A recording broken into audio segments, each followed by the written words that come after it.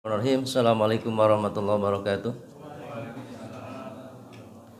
Subhanallah walhamdulillah wa la ilaha illallah wal akbar la haula wa la quwata illa billahil azim.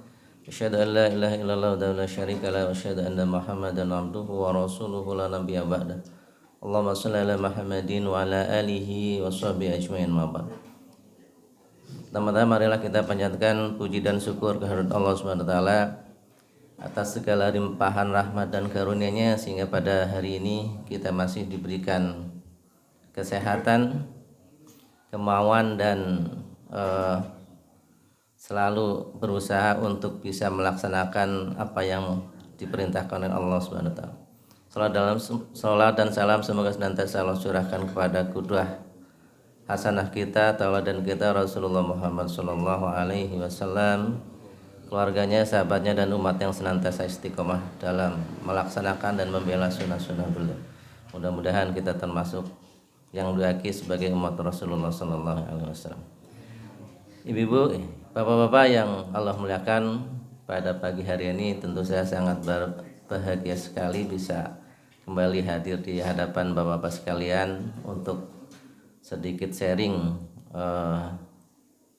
berbagi apa yang mungkin pernah saya dengar, apa yang pernah saya baca, atau mungkin apa yang pernah saya alami gitu ya. Mudah-mudahan keberadaan kita pagi hari ini menjadikan kita sebagai umat Rasulullah yang katanya kan kalau bahasa kitanya nongkrong gitu kan kadang konotasinya tidak baik gitu ya. Tapi sebenarnya kalau menurut saya sendiri nongkrong itu kan bahasa kita gitu ya. Kalau bahasa agamanya mungkin kan duduk di majelis taklim, itu juga kan nongkrong sebenarnya. Cuman dalam substansi yang substansi yang lain. Nongkrong itu bagus, yang penting substansinya bagus kan gitu ya. Kalaupun misalkan kita duduk-duduk di kafe, kalau yang dibicarakan hal yang bagus kan bagus. Karena mungkin banyak segmen kita, banyak masyarakat kita yang kadang kalau kita bicara masalah majelis taklim, kita bicaranya terlalu kadang kan tidak mengena mereka gitu. Kayaknya saya suka kalau di Bandung mungkin teman-teman yang ada yang dari Bandung gitu ya, atau teman-teman yang mungkin sering ke Bandung. Dulu di Bandung ada namanya Masjid Al-Latif gitu ya. Mungkin kalau teman-teman yang sering ke Bandung atau pernah di sana, itu yang jadi markasnya pemuda hijrah gitu. Jadi kalau kita ikut di sana, jadi yang hadir kalau kita kan sini mungkin homogen gitu ya, hampir sama gitu, kondisi kita hampir sama gitu. Tampilan juga tampilan soleh kan gitu ya. Tapi kalau di sana enggak Pak, yang bertato, yang apa gitu kan. Jadi kalau kita ada di bersama dengan mereka ada sesuatu yang lain. Ada sesuatu yang lain. Ternyata banyak saudara-saudara kita yang dari segi tampilan fisiknya mungkin tidak mencerminkan ya, dalam tanda petik gitu ya. Itu sebagai ahli masjid, tapi ternyata dia di masjid bisa nangis gitu. Saya punya teman Pak, dia tuh ya kalau dibilang preman ya preman kelas kakap lah gitu. Segala kejahatan sudah dia lakukan. Dia membangun sebuah kayak tempat buat outbound gitu ya. Di situ ada masjidnya, ada pesantren tahfiznya. Jadi kalau siang hari dia ya tampilannya tampilan preman. Kalau ngomongnya ya kalau dulu ya, waktu awal saya kenal beliau tuh ngomongnya segala kebun binatang aja di ini sama dia. Salah sedikit aja marahnya bisa luar biasa gitu. Tapi saya pernah menyaksikan dia Pak. Saya pernah ikut diundang beliau tuh untuk mampir di di tempat dia. Malam nangis dia Pak. Sholat malam tuh nangis. Jadi yang tampilannya begitu sangar gitu ya, begitu orang jalanan banget gitu. Tapi di malam harinya dia bisa begitu lembut hatinya gitu. Kadang saya berintrospeksi ya. Kalau saya sendiri, mungkin kita sendiri yang tiap hari tampilannya biasa saja gitu. Kita mencerminkan orang yang apa namanya, dalam tanda petik preman juga enggak gitu ya. Kita kalau bertampilan yang tampilan soleh juga enggak gitu. Orang yang biasa-biasa saja lah gitu. Kadang ternyata banyak ada orang yang kalau dari sisi tampilan fisiknya tidak mencerminkan orang yang tidak ada tanda-tanda lah, dan tidak ada tanda-tanda kesolehan, ternyata soleh. Di satu titik, satu keadaan ternyata dia lebih dari kita gitu. Bapak-bapak yang dimuliakan Allah, pada kesempatan kali ini mungkin beberapa menit ke depan saya ingin coba sharing dengan bapak-bapak gitu. Mudah-mudahan bisa bermanfaat. Saya terima kasih Pak Huda sudah memberikan kesempatan pada saya untuk bisa berbagi gitu ya.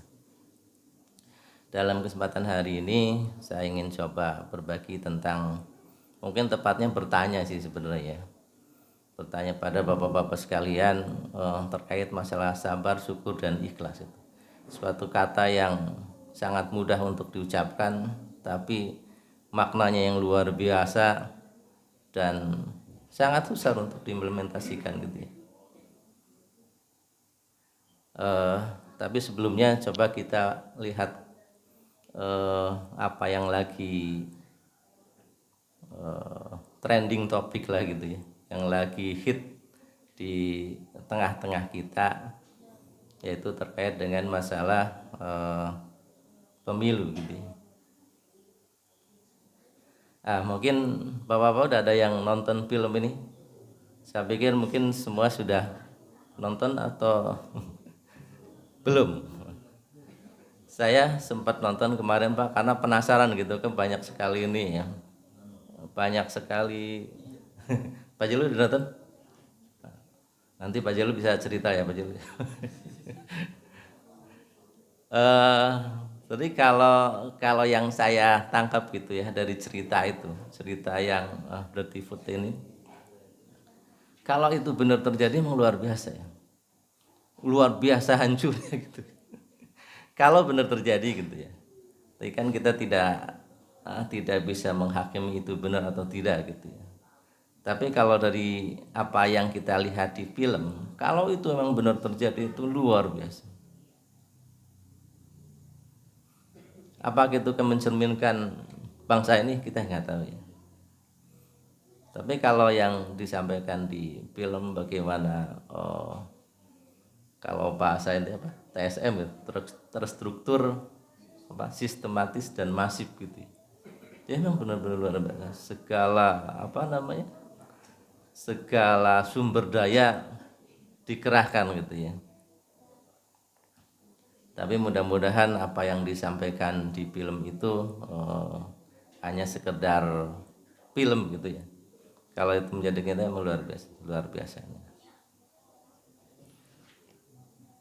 Nanti mungkin filmnya yang penasaran, bapak-bapak mungkin bisa, kalau masih ada ya, saya nggak tahu masih ada apa enggak. Kalau masih ada mungkin bisa dilihat untuk mengobati penasaran bapak-bapak gitu. Ini saya potret dari Metro TV kemarin sore apa kemarin pagi gitu ya.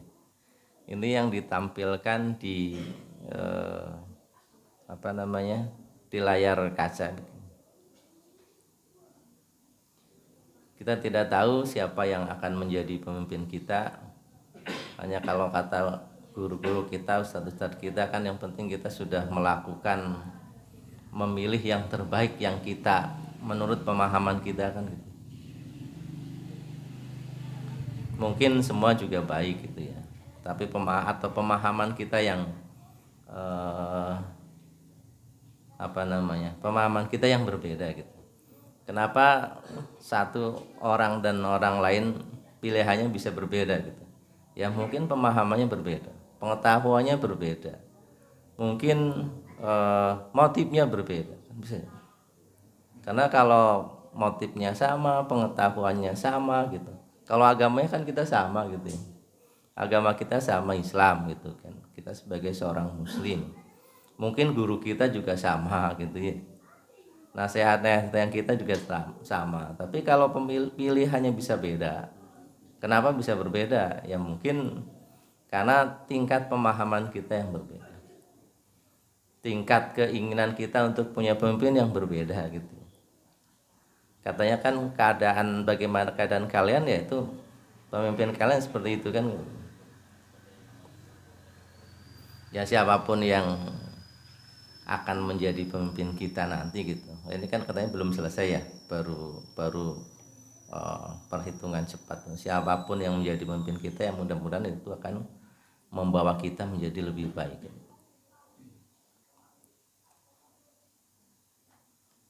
Nah, kita coba lihat ya, Pak. Lihat lucu-lucuan, Pak. Loh,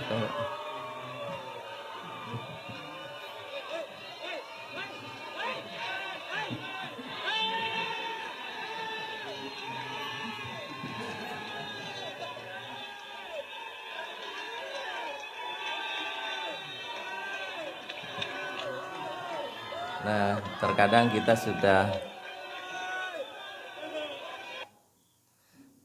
kita sudah euforia duluan gitu ya. Kadang kita sudah mengambil keputusan dalam tanda petik itu duluan gitu ya. Kita sudah merayakan duluan. Ternyata kejadian yang Allah kehendaki itu bukan itu gitu. Itu baru di tengah-tengah gitu. Baru di tengah-tengah. Artinya kita tidak boleh gitu ya, mungkin terlalu terburu-buru mengambil sebuah kesimpulan gitu. Tunggu dulu sampai pengetahuan kita, pemahaman kita, mungkin dasar-dasar pengambilan keputusan kita gitu.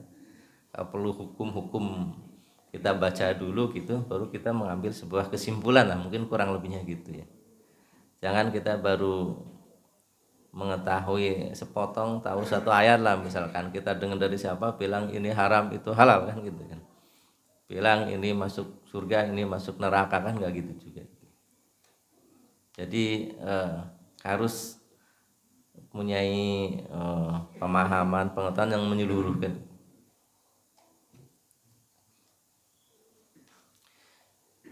Ini potret kondisi saat ini salah satu gitu Pak. Ada kelelahan 153 petugas Bandung jatuh sakit harus dirawat rumah sakit.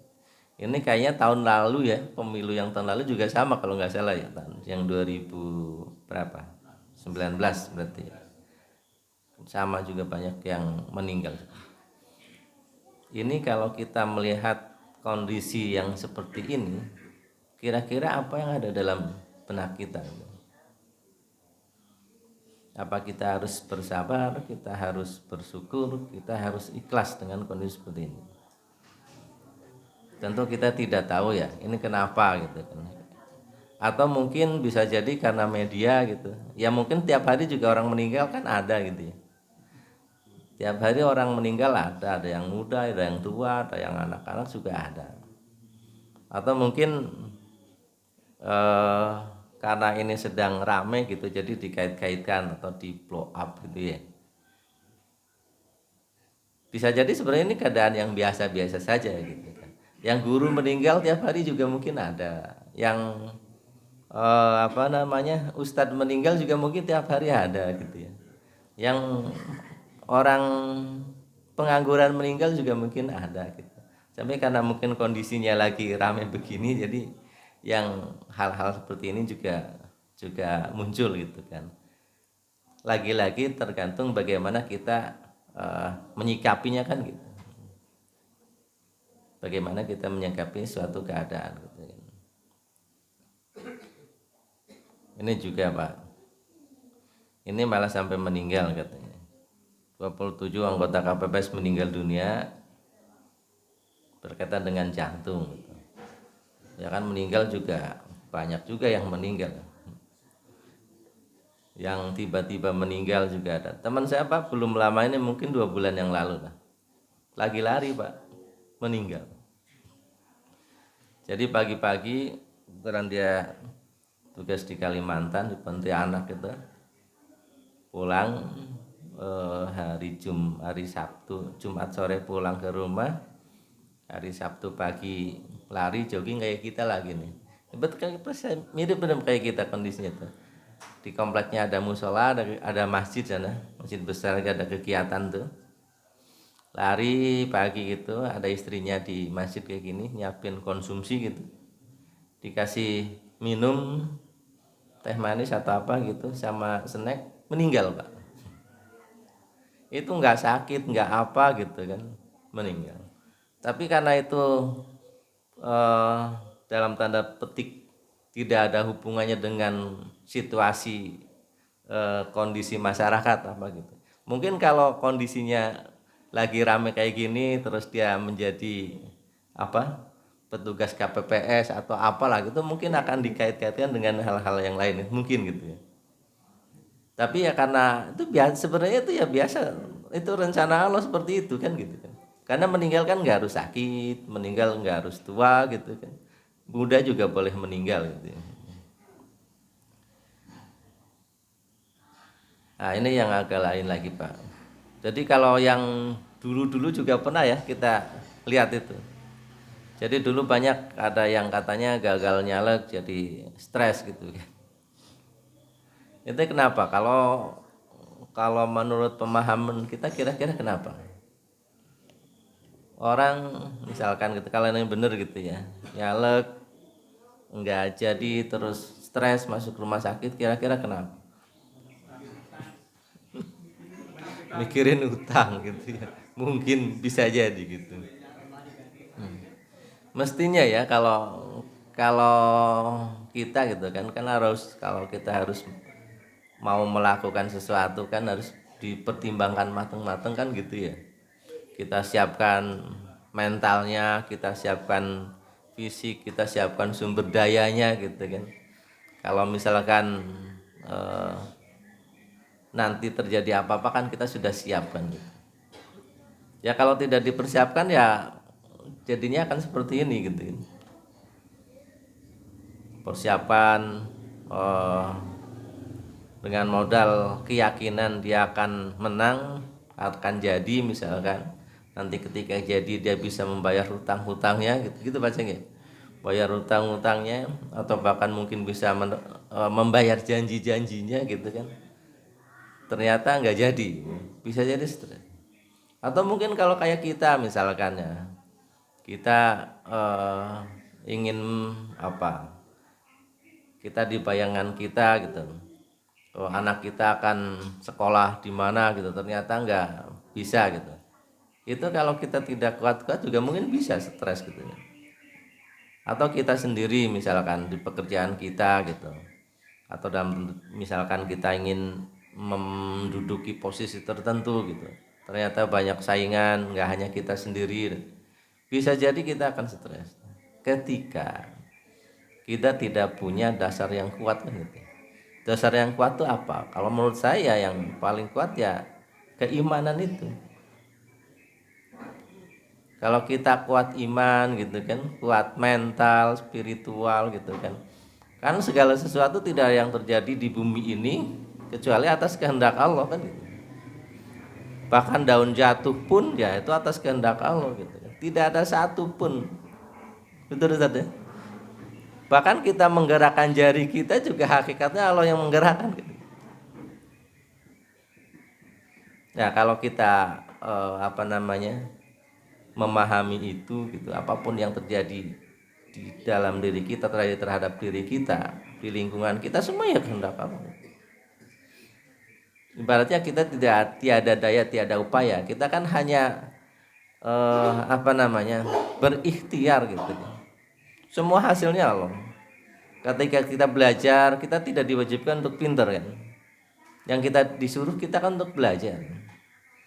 Kita tidak diwajibkan kita untuk kaya kan gitu. Yang diwajibkan untuk berusaha kan. Itu wajib untuk berusaha gitu.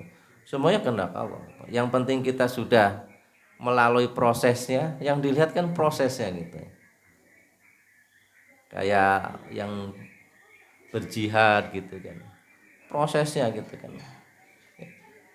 atau kita apalah eh, usaha-usaha kita, kerja-kerja kita, kadang yang dilihat tuh prosesnya.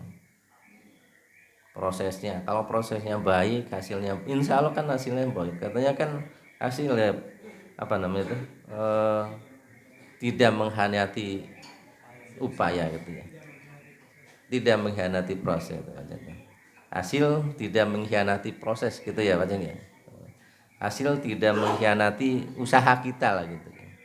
Ya kalau logika kita ya semakin besar kita berusaha, semakin kita bersungguh-sungguh, ya insya Allah hasilnya akan lebih baik dari yang biasa-biasa saja kan.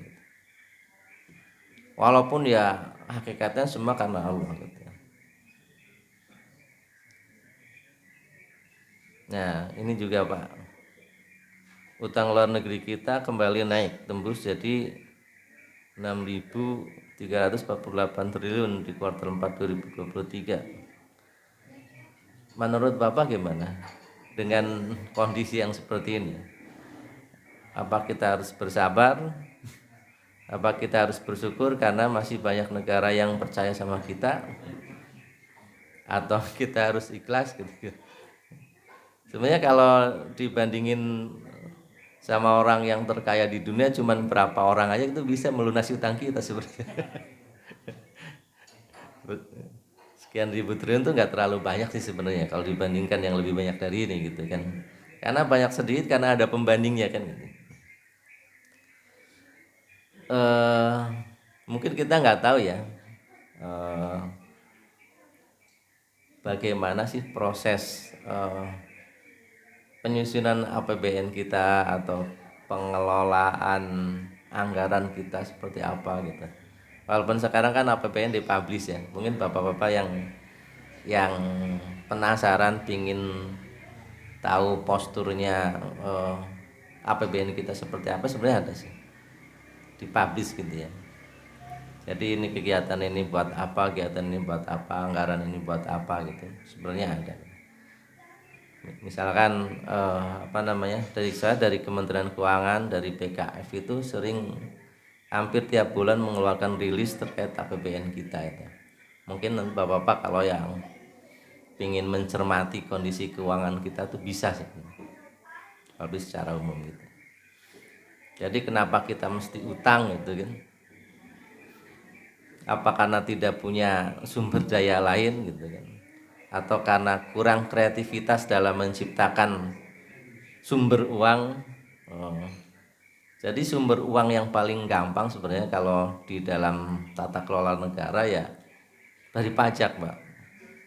Jadi misalkan nanti kita butuh anggaran banyak nih, misalkan ya di anggaran nanti.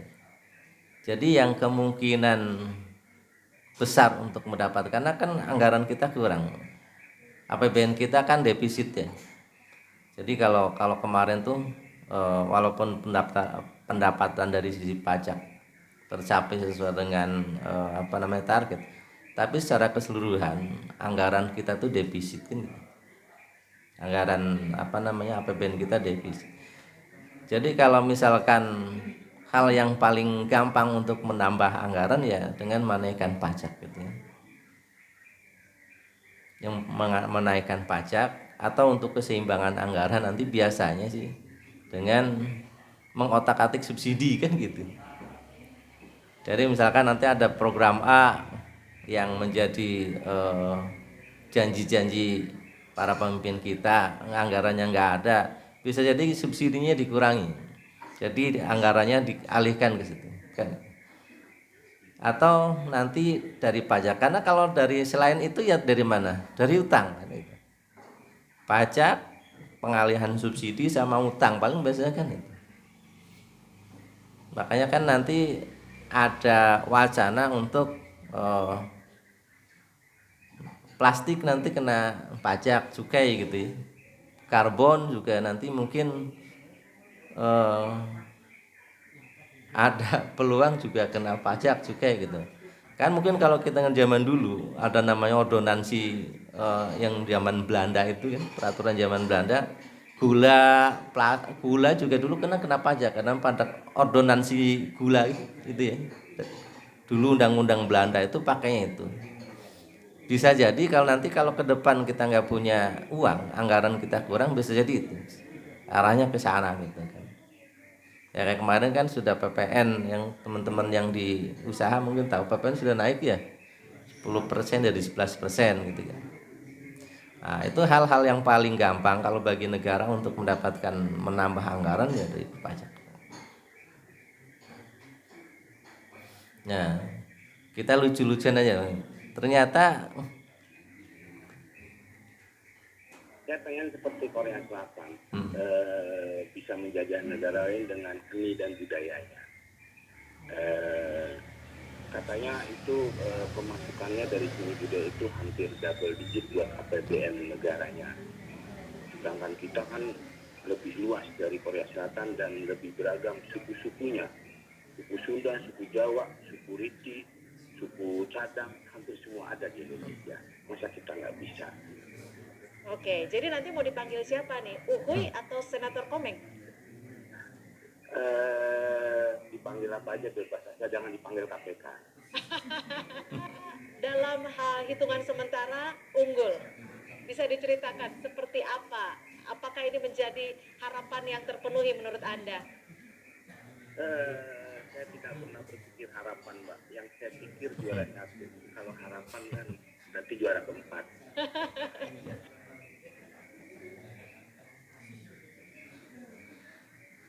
Bapak-bapak sekalian, jadi karena mungkin banyak yang butuh hiburan masyarakat kita gitu. Ternyata dari dunia hiburan malah dapat suara terbanyak itu di kita ya, di Jawa Barat kan ya, kalau Komeng itu kan di Jawa Barat. Ya apa sih ya? Tapi lucu juga ya, mungkin kalau semua anggota DPR-nya, ini DPD ya kalau Komeng DPD. Semua dari pelawak mungkin malah lucu gitu kali ya. Tapi ya yang punya, kalau kamu kan tadi kalau kita lihat kan bagus gitu ya. Kayak Korea katanya kan budayanya menghasilkan devisa gitu ya, menghasilkan pendapatan buat negara. Ya kalau kita bisa seperti itu bagus itu. Nggak kepikiran kita ya. Ya mungkin karena dari kalangan dalam tanda petik penghibur gitu ya. Ya mereka berpikirnya ke sana bagus gitu ya. Artinya mungkin kalau dari pelawak itu di DPR juga nggak berantem gitu kan, lucu-lucuan gitu ya. Ya nggak ada yang tersinggung kan gitu, mungkin gitu ya. Nah, kita juga kan ya kalau misalkan dia ngasih arahan ke kita gitu kan dengan banyak lucu-lucuan juga kan jadi nggak suntuk kita mungkin gitu. Ayo bapak sekalian, kita kembali ke sini. Sabar, syukur, ikhlas. Kalau sabar menurut saya ikut dari Pak Udin ya. Pak Udin biasanya menampilkan ini, ada nggak Pak Udin tuh? Dasarnya gitu ya. Jadi kalau sabar katanya kalau di KBB Kamus Besar Bahasa Indonesia itu artinya tahan menghadapi cobaan, tidak lekas marah, tidak lekas putus asa, tidak lekas patah tabah gitu. Sabar tuh apa namanya? Kalau saya ingat, kalau nggak salah Ustaz tahu saya sabar itu pada hentakan pertama gitu Ustaz ya. Kalau jadi respon kita terhadap kejadian yang menimpa kita pertama itu namanya sabar gitu Ustaz ya. Jadi kalau misalkan kita waktu itu misalnya apa ya? Kalau kita kehilangan uang gitu, apa respon kita gitu? Kalau kita masih senyum, masih apa namanya tuh ingat Allah gitu, itu insya Allah sabar. Tapi kalau responnya apa namanya langsung marah, kalau Ustadz mencontohkan langsung shock gitu ya, langsung tidak bisa berpikir apa-apa gitu. Jadi apa namanya sabar itu emang diucapkannya gampang gitu ya, tapi realisasinya yang memerlukan perjuangan yang sangat luar biasa gitu ya. Perlu latihan mungkin ya, sabar itu. Tapi kalau latihannya kehilangan uang ya repot ya, kalau tiap hari kehilangan uang kan repot juga gitu. Gimana latihan bersabar itu? Makanya kalau punya anak gitu ya, itu mungkin salah satu yang menjadi tempat latihan kita untuk sabar gitu. Mungkin kalau bapak-bapak guru gitu kan punya murid yang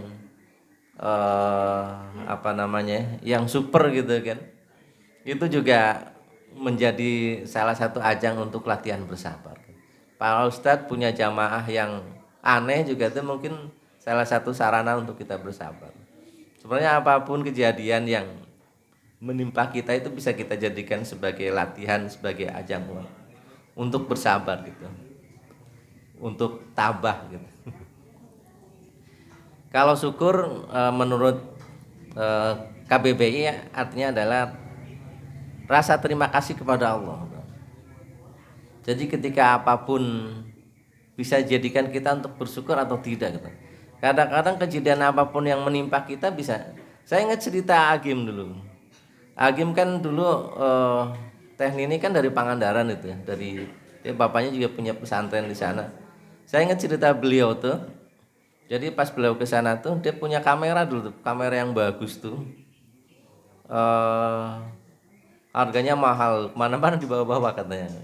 Menjadi pikirannya Hakim lah gitu, menjadi beban pikiran sebenarnya. Suatu saat kamarnya dipinjam sama santrinya dan hilang ternyata gitu. Tadi ketika hilang tuh malah bersyukur lah gitu. Alhamdulillah gitu kameranya. Padahal kan santrinya udah ketakutan itu menghilangkan kamera yang mahal gitu kan. Artinya pola pikirnya sudah lain gitu kan. Jadi kita sudah menjadi beban di hatinya. Kadang kan kayak handphone, motor apa kan bisa masuk dalam hati kita gitu. Jadi pikiran kadang sholat juga ingat, punya handphone baru gitu, sholat itu ingat, atau punya motor baru, punya mobil baru gitu, itu menjadi beban pikiran. Nah itu diceritakan Hakim tuh ya, itu dia punya kamera yang bagus, itu menjadi kemana-mana di bawah tuh dijaga gitu kan, awas rusak gitu kan. Ternyata suatu saat hilang tuh, dia malah bersyukur gitu. Artinya sudah bebannya sudah hilang. Nah kalau kita sudah bisa sampai tingkatan itu ya luar biasa gitu.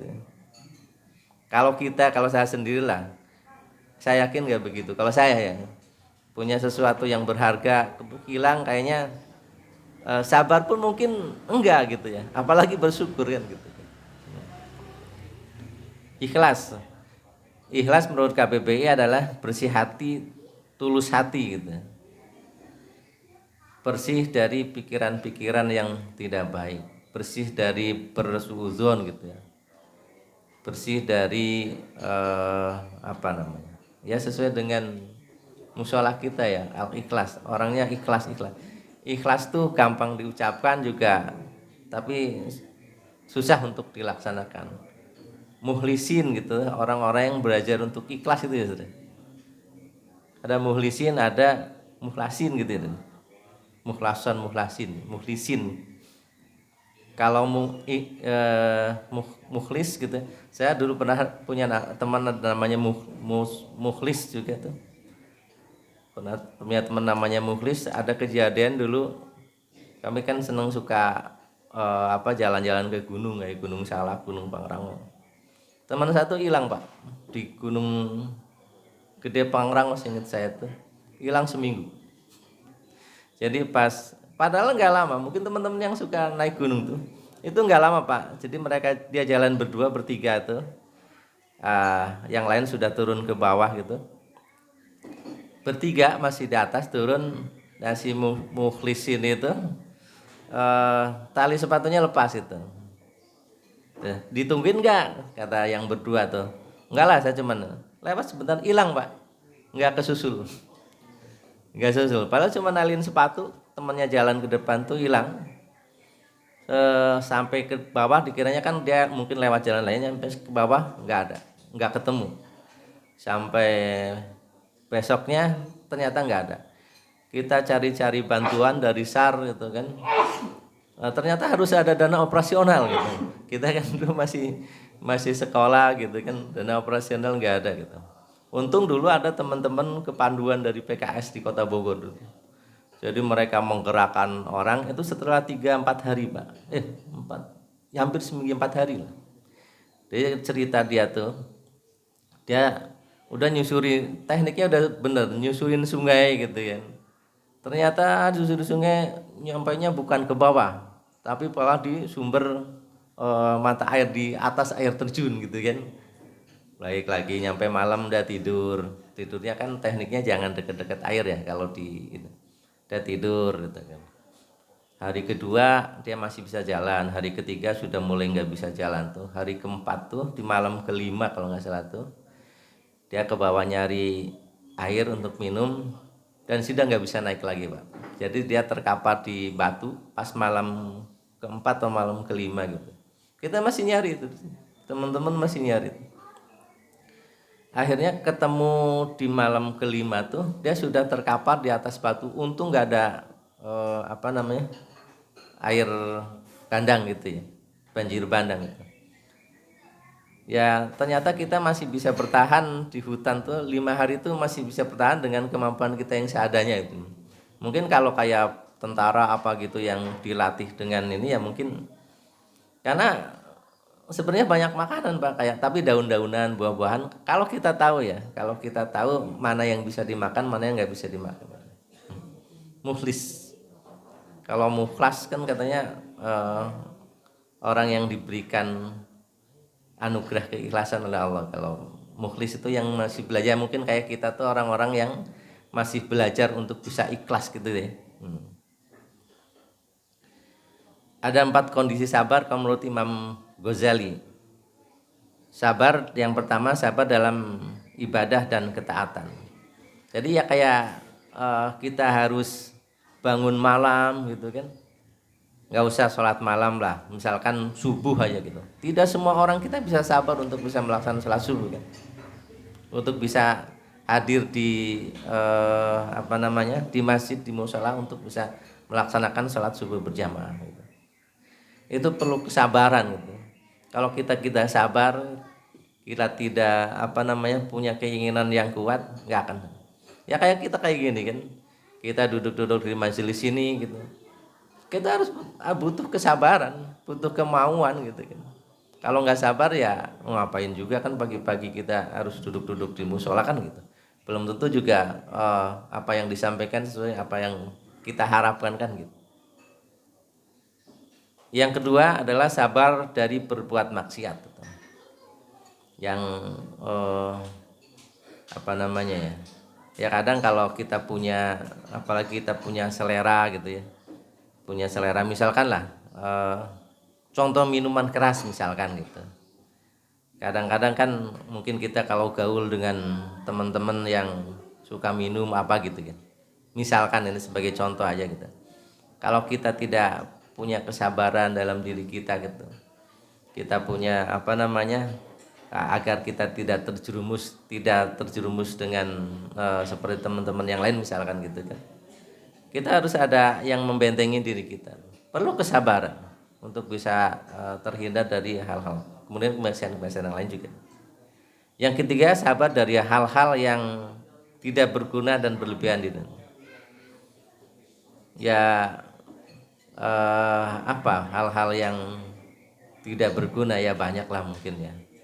Mungkin dari persepsi bapak-bapak teman-teman bisa berbeda gitu. Hal-hal yang tidak berguna, hal-hal yang sia-sia misalkan ya kayak nongkrong-nongkrong kayak gini kan bisa berguna juga bisa sia-sia kan gitu ya. Katanya kalau nongkrong-nongkrong seperti ini diduduk-duduk di majelis itu kan akan malaikat pada turun, dinaungin oleh malaikat kan gitu. Tapi kalau nongkrong-nongkrong juga bisa jadi dalam berbuat maksiat juga bisa. Kondisinya sama, waktu yang dipakainya sama, tapi nilainya bisa berbeda. Nah, kita harus bisa memilih tongkrongan-tongkrongan itu yang bisa lebih mendekatkan kita kepada Allah kan. Nah, kita harus bisa bersabar dari tongkrongan-tongkrongan yang dalam tanda petik tidak punya nilai di sisi Allah gitu. Bukan berarti tadi saya sampaikan bukan berarti nongkrong di kafe itu tidak baik, enggak ya. Nongkrong di kafe juga bisa jadi baik gitu. Yang penting substansinya gitu kan. Nongkrongnya untuk apa yang dibicarakan kan gitu. Tapi kalau hanya nongkrong-nongkrong ngomong ngalor ngidul apalagi ngomongin orang, mungkin itu tentu itu hal-hal yang harus kita dalam penting kita sabari gitu ya. Kita hindari gitu. Kemudian yang Keempat adalah sabar dalam menghadapi ujian dan musibah. Kalau ini mungkin yang sudah kita pahami gitu ya. Ketika kita menghadapi sebuah keadaan yang tidak sesuai dengan harapan kita gitu, apa sikap kita gitu. Ya karena mau nggak mau ya harus bersabar gitu, mau nggak mau gitu ya. Tapi kalau kata yang Ustadz Aus sampaikan ya, sabar yang sesungguhnya adalah di hentakan pertama itu gitu. Tapi kalau kita mungkin yang di level kita ya, kalau pertamanya masih shock gitu ya, ya disabar-sabarin gitu saja. Ya berusaha untuk sabar, belajar untuk sabar gitu. Hakikat syukur menurut Imam Ghazali, menghayati hanya Allah yang memberi nikmat di alam ini. Jadi yang tadi saya sampaikan bahwa apapun yang terjadi kepada diri kita ya hakikat hanya Allah gitu. Hanya kehendak Allah gitu. Atau kita menggerakkan tangan kita, kita melangkahkan kaki kita gitu. Ya semata-mata sebenarnya izin. Kalau nggak ada izin dari Allah ya nggak bisa. Misalkan kalau dari rumah kita udah niat kemudian di jalan terpleset juga bisa jadi gitu kan. Ya kita hanya berusaha aja gitu. Kita berusaha semampu kita untuk melakukan hal-hal yang baik, menghindari hal-hal yang tidak baik, tapi semua kita serahkan pada Allah. Allah yang akan menentukan hasilnya seperti apa, itu Allah yang menentukan kan gitu. Kita misalkan banyak dengar cerita pagi berangkat kerja dari rumah, ternyata nggak sampai ke kantor. Padahal usahanya kan udah untuk bekerja tuh. Ternyata sampai ke kantor ya ada kendala, ada yang sakit lah, ada yang kecelakaan dan macam-macam gitu. Itu Allah yang menentukan, semua Allah menentukan. Yang penting bagi kita ya untuk berusaha dengan sebaik-baiknya, tidak melanggar apa yang menjadi larangan Allah. Menurut Imam Ghazali, syukur itu tersusun dari 3 hal, yaitu ilmu, hal, keadaan, dan amal gitu ya. Bagaimana kita bersyukur, tentu kalau kita punya ilmunya, bagaimana kita bersyukur dalam keadaan apapun gitu ya. Bagaimana kita bersyukur, kan kita dianjurkan untuk misalkan dalam konteks berinfak gitu, misalkan kita diperintahkan untuk berinfak dalam keadaan lapang dan sempit gitu. Kalau dalam keadaan lapang kita berinfak, kita bersedekah, itu adalah hal yang tidak terlalu susah gitu ya. Tapi kalau keadaan sempit, kita harus bersedekah, berinfak, itu hanya orang-orang yang punya mungkin keimanan yang tinggi kan gitu. Padahal kan janji Allah ketika kita berinfak akan dikembalikan dengan berkali-kali lipat. Tapi kadang kita tidak yakin gitu ya. Kadang kita tidak yakin. Kalau kata Gus Baha itu, sebenarnya orang-orang yang ketika miskin itu bisa berinfak lebih besar, pengorbanannya bisa lebih besar. Misalkan kan, yang beliau contohkan kan, kita miskin punya uang 100.000, misalkan ustadz kita minta 50.000 pasti kasih, biasanya dikasih gitu. Atau kita punya uang 10.000 lah, ustadz kita misalkan di jalan ada kebutuhan minta 5.000 pasti dikasih gitu. Padahal kan 50%. Tapi ketika sudah kaya gitu kan, kita punya uang 200 miliar misalkan, ustadz kita minta 50%-nya, kayaknya nggak dikasih gitu. Kayaknya nggak dikasih gitu kan. Oh, udah selesai ya. 4 cara bersyukur menurut Imam Ghazali gitu. Yang pertama, bersyukur dengan hati. Artinya menyadari bahwa semua nikmat itu berasal dari Allah. Kadang agak misalkan kayak ini lah Pak. Kita di kantor misalkan dapat bonus gitu. Hakikatnya kan dari Allah sebenarnya gitu kan. Hakikatnya kan dari Allah. Ya walaupun itu berkaitan dengan pekerjaan kita, atau misalkan dapat uang bonus yang di luar pekerjaan misalkan gitu, tiba-tiba pimpinan kita ngasih bonus atau itu kan rezeki buat kita gitu ya, nikmat yang kita terima gitu. Tapi itu hakikatnya dari Allah. Bersyukur dengan lisan, Bersyukur dengan lisan ya dengan mengucap paling tidak gitu, mengucap alhamdulillah gitu. Ketika kita mendapat nikmat, kita ucapkan alhamdulillah. Itu ringan gitu ya, tapi pahalanya besar. Dan kadang kita kadang kita terlupa untuk mengucapkan alhamdulillah gitu. Ya contoh lah, misalkan kayak pagi hari kita bangun dalam kondisi sehat gitu. Itu rezeki bukan? Itu nikmat bukan? Itu nikmat yang sangat besar sebenarnya. Tapi kadang kita lupa untuk sekedar mengucapkan alhamdulillah gitu, dibangun tidur. Kalau saya mungkin bapak-bapak sih mudah-mudahan enggak ya. Kadang terlupa untuk mengucapkan alhamdulillah, terlupa untuk bersyukur bahwa itu adalah nikmat yang luar biasa gitu. Yang ketiga adalah dengan perbuatan. Segala nikmat kebaikan digunakan di jalan Allah. Jadi apapun yang kita terima dari Allah ya kita gunakan untuk kebaikan. Kita punya harta, kita gunakan untuk kebaikan. Kita punya tenaga, punya pikiran, gunakan untuk di jalan Allah. Yang ketiga, menyadakan nikmat dari kerusakan. Menaga nikmat dari kerusakan. Misalkan kayak kita punya tubuh kita sehat, itu kan nikmat. Allah kasih kita tubuh, kita jaga, kita rawat. Kalau kayak saya terlalu gemuk mungkin ini tidak nyunah gitu ya, tidak menjaga gitu kan. Kita punya tubuh, kasih makanan yang sehat, makan makanan yang halal gitu kan, minuman yang sehat. Kalau dikasih minuman yang minuman keras dan lain sebagainya itu kan tidak baik, merugikan kesehatan kita. Itu artinya kita tidak menjaga nikmat Allah. Punya harta juga gitu. Punya harta, kita Allah kasih harta buat kita jaga gitu. Kita gunakan untuk di jalan Allah. Kita lihat ini, Pak. Pray every morning at 5 o'clock. Clock rings at 4:30. I'm up at 5. I take a shower, and ain't no beautiful than getting up in the morning, brushing your teeth, washing out your mouth, taking the sin and the evil out that you've gotten from this world, comb your hair, wash the dirt out of your hair, clean your ears, all parts of your body, put a clean white robe on, don't even stand on the dirty floor, stand on the towel, no shoes on, facing the east, asking the originator of the universe to make me better, make me stronger, give me more power. This is done 5 times a day. Ya, salah satu bersyukur ya menggunakan kita melaksanakan apa yang Allah perintahkan gitu ya. Sebagai bentuk syukur kita kepada Allah, ya kita melaksanakan apa yang menjadi perintah Allah bagi kita. Sholat, kita bisa sholat dengan tepat waktu, kita bisa sholat dengan berjamaah. Itu salah satu bentuk syukur kita pada Allah.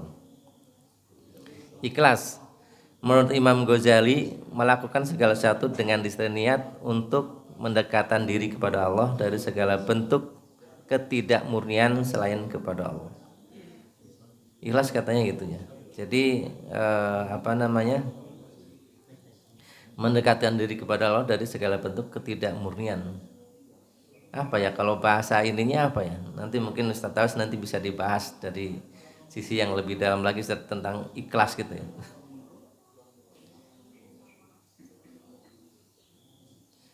Ini kalau dari bukunya Muhajir itu, ikhlas itu bersih, jernih, bersih dan suci dari campuran dan pencemaran. Ya mungkin hanya semata-mata mengharap ridho Allah lah mungkin gitu ya. Ikhlas itu gitu. Ikhlasin aja gitu kan. Nah, tadi yang saya sampaikan ada mukhlis, ada mukhlas gitu. Dikutip dari buku Allah Senantiasa Menjagamu oleh Nur Hasan. Mukhlis artinya orang yang berusaha untuk berbuat ikhlas gitu. Ya mungkin kita ini mungkin masih, ya saya khususnya masih tahapan untuk menjadi mukhlis gitu ya. Kalau mukhlas artinya orang-orang yang dianugerahi sifat ikhlas oleh Allah Subhanahu wa taala. Kalau saya mungkin dengar cerita dari Gus Baha itu ada Imam Ahmad kalau nggak salah atau siapa gitu ya, yang dipanggil sama pemuda, "Hei Imam, kamu sini," gitu. Suruh datang ke rumahnya. Kemudian datang ke rumahnya, pas sudah sampai ke rumahnya, saya nggak perlu kamu, silakan kamu balik lagi imamnya. Terus dipanggil lagi, baru nyampe rumah, "Imam, minta tolong sini," balik lagi imamnya gitu kan. Dan sampai 3 kali gitu, bolak-balik gitu. Loh, kok kamu dipanggil saya terus disuruh pulang lagi gitu? Kok kamu nggak marah nggak apa? Ngapain saya marah gitu kan? Saya tuh bukan menuruti kehendak kamu gitu kan. Kamu panggil saya datang tuh ya karena perintah Allah, perintah agama saya gitu. Kita ada yang minta pertolongan datang. Ya kalau nggak dibutuhkan suruh balik lagi ya balik. Saya bukan karena menuruti perintah kamu gitu. Luar biasa gitu kalau orang-orang yang seperti itu. Udah dianugerahi sifat ikhlas oleh Allah SWT. Kalau kita bisa sampai tahapan gitu ya luar biasa. Kalau kita mungkin datang suruh pergi balik lagi kita tempeleng gitu. Apalagi misalkan anak yang usianya di bawah kita gitu, ngerjain kita gitu. Ini ayat-ayat yang mungkin kita sudah tahu lah gitu ya. Ayat-ayat tentang syukur. La in syakartum la azidannakum wa la in kafartum inna adzabi lasyadid. Ini yang yang sudah kita paham gitu ya. Ini juga dari Al-Baqarah ayat 152. Karena itulah kamu kepadaku, niscaya aku ingat pula kepadamu, dan bersyukurlah kepadaku, dan janganlah kamu mengingkari nikmat-nikmatku.